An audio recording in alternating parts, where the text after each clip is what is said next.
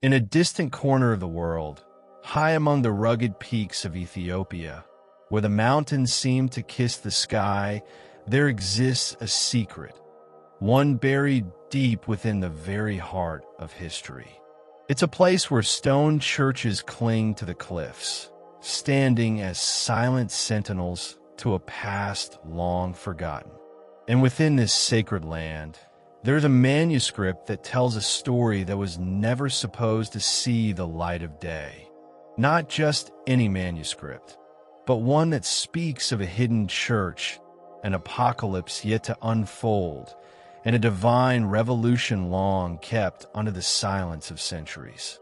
This isn't your typical version of the Bible, the one that most people know. This is a version that was never meant to survive, kept hidden by monks whose chants in the ancient GA language have echoed for generations, hand-copying this scripture by candlelight, all within the safe walls of remote caves. This version of the holy text holds knowledge that much of Western Christianity has long sought to erase. Forbidden prophecies, ones that name names and predict events that have yet to unfold. Prophecies that describe a world so familiar to us today, painting a chillingly accurate picture of the world we live in and what is yet to come. For centuries, these texts were considered dangerous. Religious empires, threatened by the radical nature of these ancient words, moved swiftly to silence them, banning, burning, and branding them as myth. But in the highlands of Ethiopia, they endured not through the power of kings or empires, but through quiet, unwavering faith. And now, as we stand on the brink of a new age, it seems these ancient scrolls might hold the answers we need to understand our present. Because if these scrolls are to be believed, we've been living in a spiritual illusion.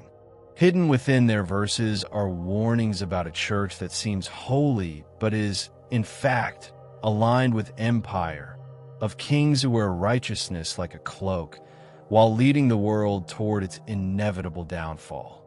And there's a prophecy about the return of a Messiah whose arrival will look nothing like the sermons we've been taught. In this video, we're going to uncover some of the most urgent and revealing of these prophecies.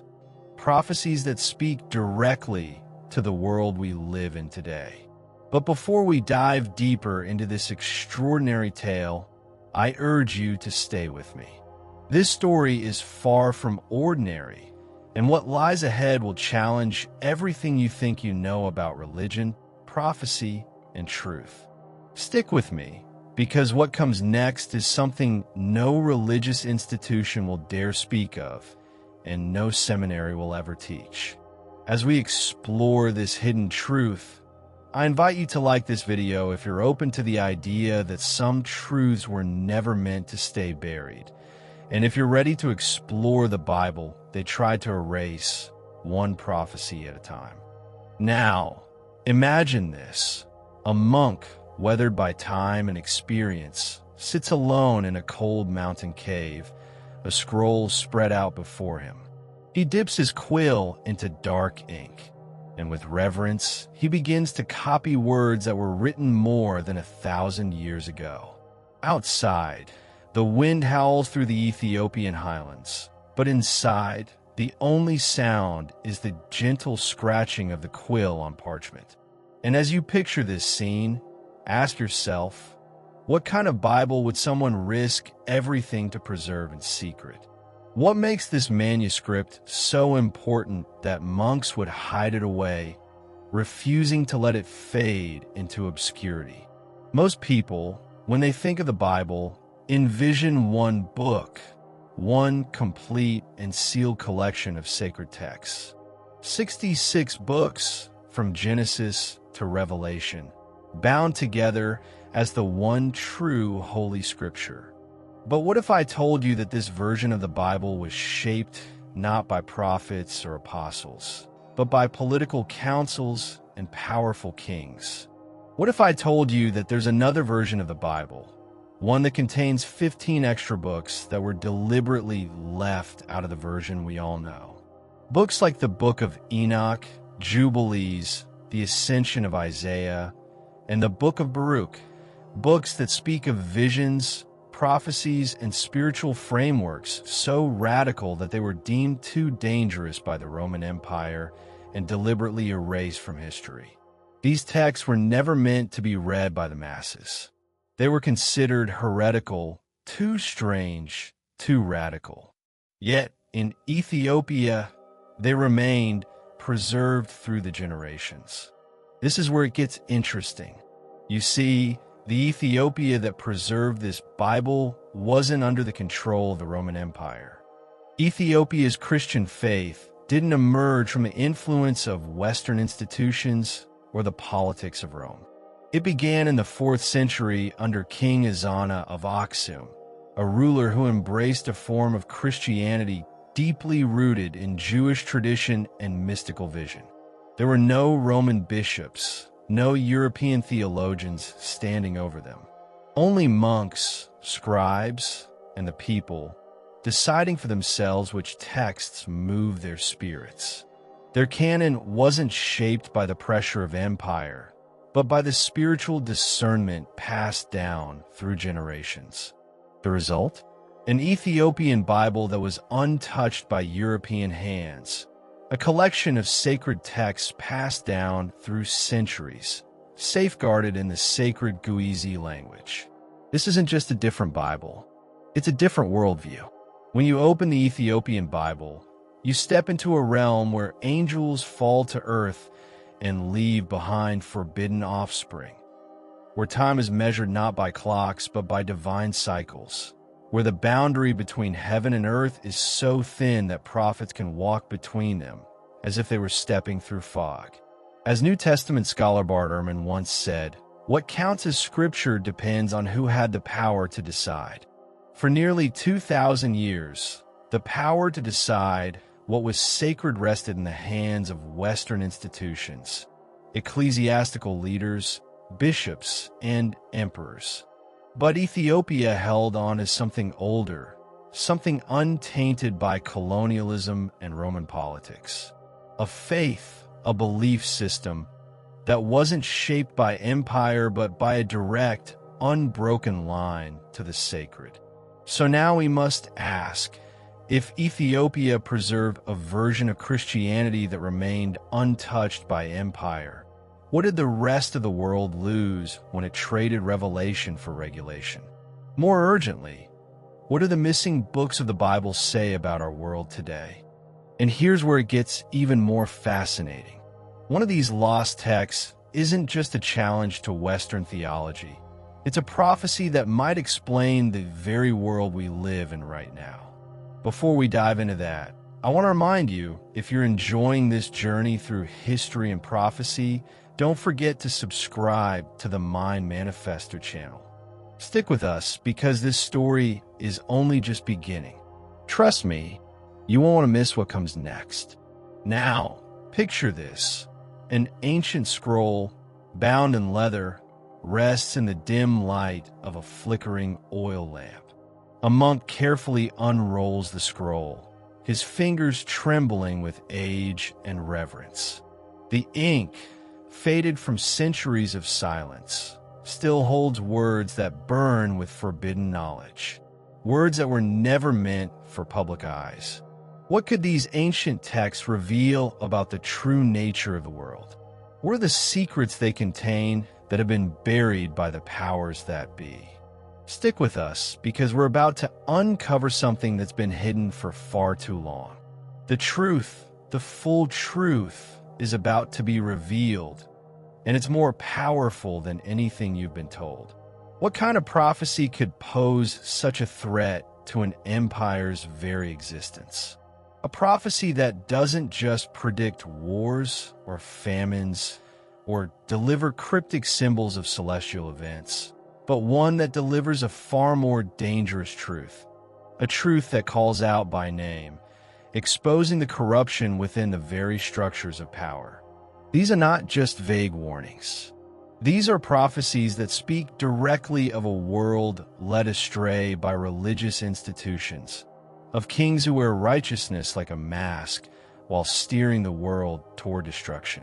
They foretell a coming age of deception, not by false prophets in the wilderness or dictators on thrones, but by a church, a spiritual empire disguised in holiness, yet hollow at its core. This is precisely what we find in the ancient, forbidden books of the Ethiopian Bible. Unlike the more sanitized, domesticated scriptures that have been handed down through Western traditions, these texts don't pull any punches. They don't shy away from the uncomfortable truths. They don't use metaphor to soften their message, nor do they speak in distant, poetic terms. These are bold, direct, and dangerous prophecies. Take, for example, the Book of Baruch, a text rejected by Rome but preserved in the highlands of Ethiopia. One chilling passage reads, "And they shall hate one another, and provoke one another to fight. And the base shall rule over the honorable, and the wise shall be silent, and fools shall speak with loud voices." These words read less like ancient prophecy and more like something you'd find on the front page of today's news. They resonate so strongly with the world we live in today. It's as if they were written for our times. Then there's one Enoch, a text that expands on Genesis with unnerving clarity. It tells of angels called watchers who descend from the heavens, breaking divine laws and passing forbidden knowledge onto humanity. From this rebellion, the Nephilim, the giants born from the union between angels and humans, are born. This leads to a world so corrupt, so violent, that God is forced to reset the earth. But this isn't mere mythology. It's a stark warning. The merging of power and spirituality breeds something monstrous, something that can corrupt the world in ways unimaginable. Next, consider the Book of Jubilees. This text speaks of a divine order and prophesies an age of apostasy, where even priests will betray the covenant, and temples, once sacred, will become marketplaces for the pursuit of power. What is perhaps most haunting of all is that these prophecies don't end in the distant past.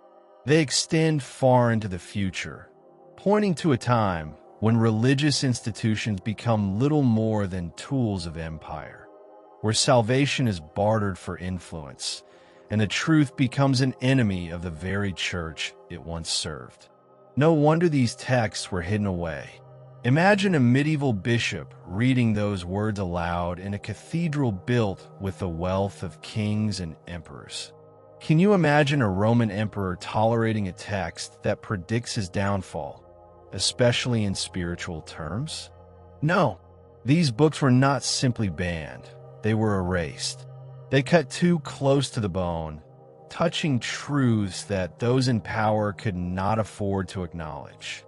Yet, despite the efforts of the empire to eradicate them, Ethiopia kept these texts alive, not as ancient relics to be forgotten, but as living documents that were copied, recited in prayer, and passed down through generations, guarded not by armies, but by the faith of the people. Now, in our modern age, these texts are resurfacing. Digitized copies of ancient scrolls are being shared, translated, and analyzed by scholars brave enough to ask, what if these ancient prophecies were never heresy? What if they contain the missing pieces of the spiritual puzzle we've been trying to solve for centuries? Because here's the thing that no one wants to admit. These texts don't just challenge the history of the church, they challenge modern theology. They suggest that many of the spiritual authorities we trust today were not only foreseen in these ancient texts, but that they were named and warned about long before they ever rose to power. And if that's true, then it's time to ask, where do we stand in this prophecy? What role do we play in the unfolding of this ancient story? In particular, one book in the Ethiopian Bible holds a mystery far greater than all the rest. A book that hasn't just survived centuries of attempts to erase it, but one that was actively protected and preserved, kept alive in Ethiopia while it vanished from nearly every other part of the world. This book doesn't just warn us about the dangers ahead. It provides a roadmap, a spiritual sequence that explains what happens next in the cosmic drama. And what follows in the next part of this series will reveal exactly that. But for now, let these words settle in. Sometimes the most terrifying prophecy is not one that predicts destruction, but one that exposes the lies we've been living all along. Imagine a prophet standing alone in the pre-dawn stillness, guided by a voice that only he can hear. Above him, the stars shift, rearranging themselves like ancient signals, telling him that his time has come. He's not just climbing a mountain, he's leaving the earth behind. In that moment, Enoch is no longer counted among the living. He will be taken up alive into the heavens. Now, pause and ask yourself, why would the church go to such lengths to erase the only man in the Bible who never tasted death? Why would they seek to obliterate the prophet who walked with God and kept walking without ever dying? The Book of Enoch is one of the oldest and most powerful sacred texts ever written. It predates the New Testament. It offers deep insights into the mysteries of Genesis and was widely read by early Christians. In fact, the book of Jude 1 verse 14, even cites Enoch directly, stating, "Enoch, the seventh from Adam, prophesied." That's not metaphorical language. This is a direct citation. The Book of Enoch was once considered scripture. So what happened? Why did the Western Church banish it, labeling it as heresy, myth, and even blasphemy? Why did Ethiopia resist this erasure, keeping the text alive for centuries while the rest of the world forgot about it? The answer lies within the book itself. The Book of Enoch contains visions that were too specific, too terrifying for the powers that be to ignore. These weren't vague or symbolic prophecies. These were direct, cosmic, and deeply unsettling. In the Book of Enoch, we learn about a group of angels called the Watchers who descend to earth. They break the divine order by taking human wives, and in doing so, they pass on forbidden knowledge. Everything from the crafting of weapons, casting of spells, to manipulating nature itself. From their unholy union comes the Nephilim, giant, hybrid beings who bring violence and corruption into the world. This isn't just an ancient myth, it's a theological nuclear bomb. If true, it means that evil didn't originate on Earth. It wasn't humanity alone that broke the world. It was a celestial rebellion, a war in the heavens that spilled over into Earth, leaving behind bloodlines of chaos and corruption. Enoch was chosen not just to witness this, but to be the messenger, to pass on this warning to future generations. He was taken through multiple heavens, shown the divine courtrooms, and shown visions of the end times. He saw fallen angels bound in chains beneath mountains, imprisoned for their crimes. He saw stars that weren't stars, but fallen beings awaiting their final judgment. And most chilling of all, he witnessed the future cleansing of the earth by fire, a divine purification when justice would finally return. It's no wonder the church sought to silence this text. These weren't ideas that could be neatly packaged into a Sunday sermon. This was resistance literature, a call to action for those who would dare to challenge the corrupted systems of power. And yet, Ethiopia preserved it. They didn't flinch. They kept the Book of Enoch alive because they understood that it was not just a book, but a warning from the past meant to speak to the world of today. In the Ethiopian Orthodox Church, the Book of Enoch is not just a sacred text. It's an integral part of the faith. Children learn its verses by heart. Monks chant its prophecies, and believers across generations grow up understanding a profound truth. The spiritual battle did not begin with humanity, and it certainly isn't over. In our world today, we're surrounded by imagery of angels, adorable beings depicted on greeting cards or hanging from Christmas trees. But the angels of Enoch were far from cute. They were awe-inspiring, terrifying, and powerful. Some were fallen angels, cursed and bound in chains, banished to dark, forgotten realms. What if the war Enoch saw wasn't something that occurred long ago, but something that continues even now? What if the Watchers, these ancient beings, are not just remnants of the past, but are still influencing the world around us? What if they still whisper into the systems of power, still corrupting, still watching, and still teaching? This is where the true weight of the Book of Enoch lies. It doesn't merely recount history. It prophesies what is yet to come. It speaks of a messianic figure who will arrive in the midst of an era dominated by global deception. It warns of leaders who appear righteous, but are, in fact, aligned with darkness. It calls out kings, judges, and even priests who pretend to walk in the light, but whose actions betray that very light. The prophecy is not vague or metaphorical. It's urgent, fiery, and unmistakable. So, we have to ask ourselves, if the Book of Enoch was silenced in the West, but preserved in Ethiopia, what does this say about the state of our world today? If Enoch's visions align with the spiritual chaos we're witnessing, who are the watchers of our time? Who's watching us now, and who is aiding them? In the next part, we'll explore the hidden time map embedded in another forbidden text, one that dares to measure divine history not in years or days, but in sacred cycles. But before we dive into that, let this sink in. Sometimes the books that tried hardest to hide are the ones we were meant to read the most. Picture this. Imagine a scroll that doesn't just tell stories, but actually tells time. A divine clock hidden within sacred scripture, counting down in rhythms the world has long forgotten.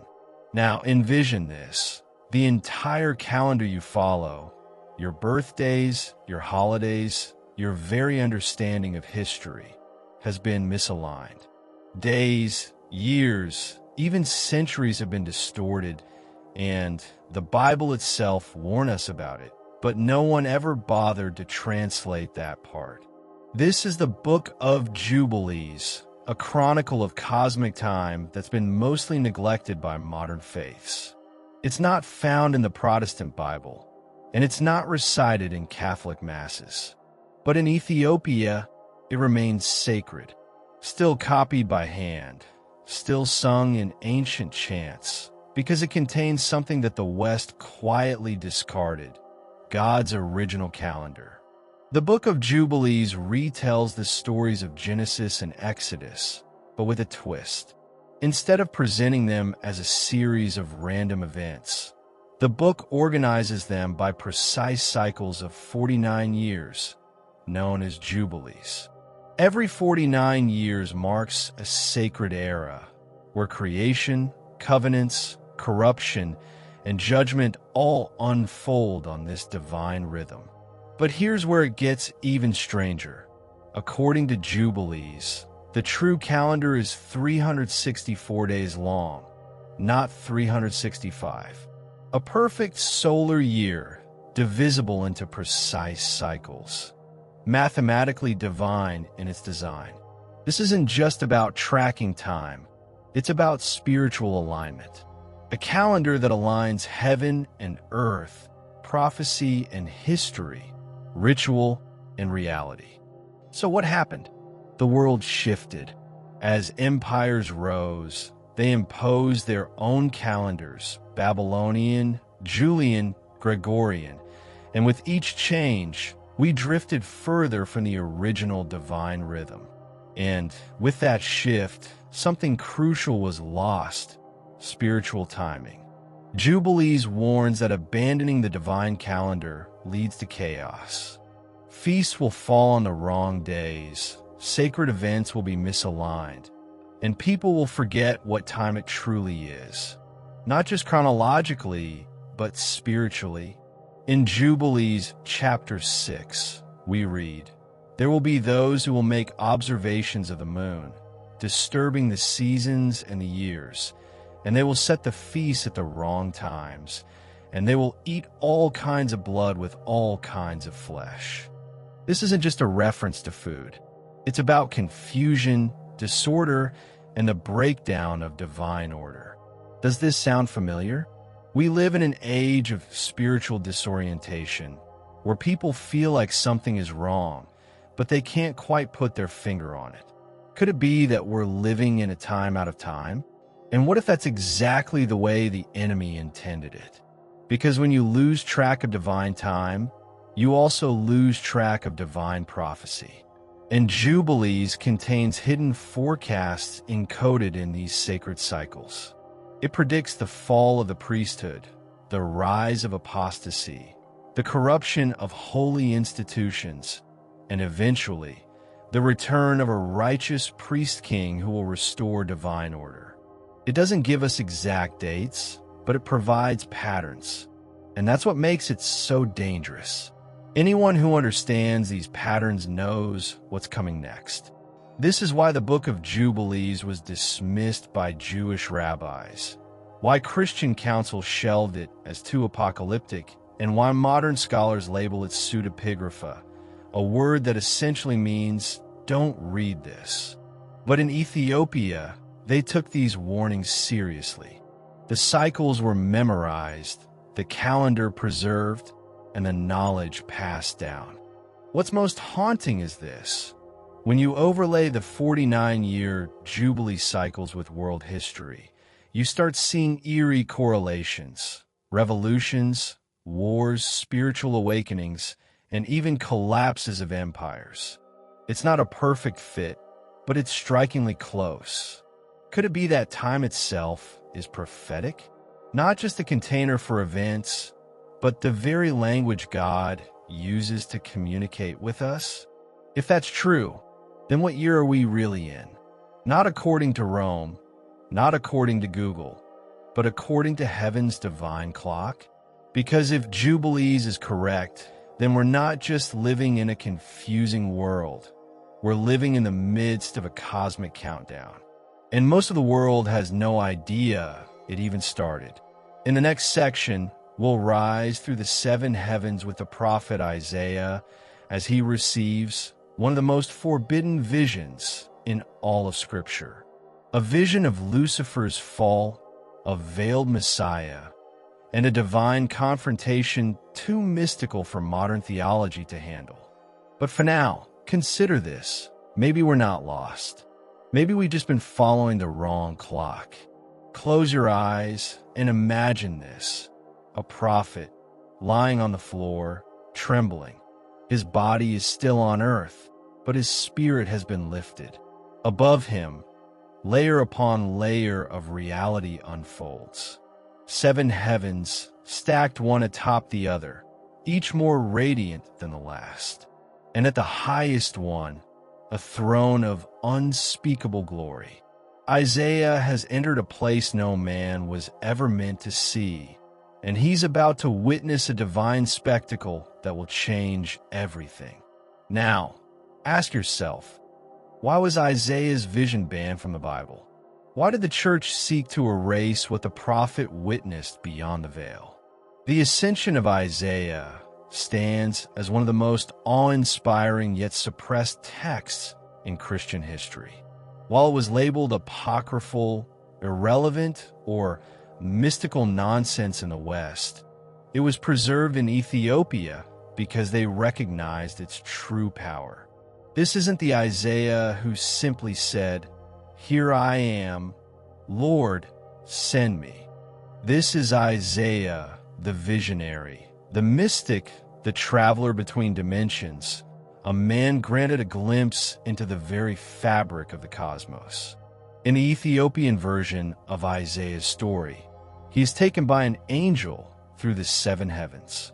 At each level, he sees angelic beings, more radiant and powerful than the last. But no matter how majestic they appear, each one bows to someone even greater. The further he ascends, the more overwhelming the light becomes. Yet, it's in one of the lower heavens where Isaiah sees something else, a rebellion.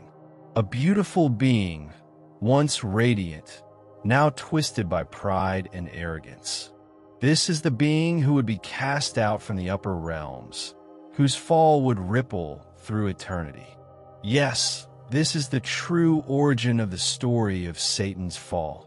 Not a serpent in a garden, but a celestial defector, ejected from heaven's hierarchy. But Isaiah doesn't just witness the past, he is shown the future. He sees the Messiah descending, not with the grand fanfare one might expect, but in disguise.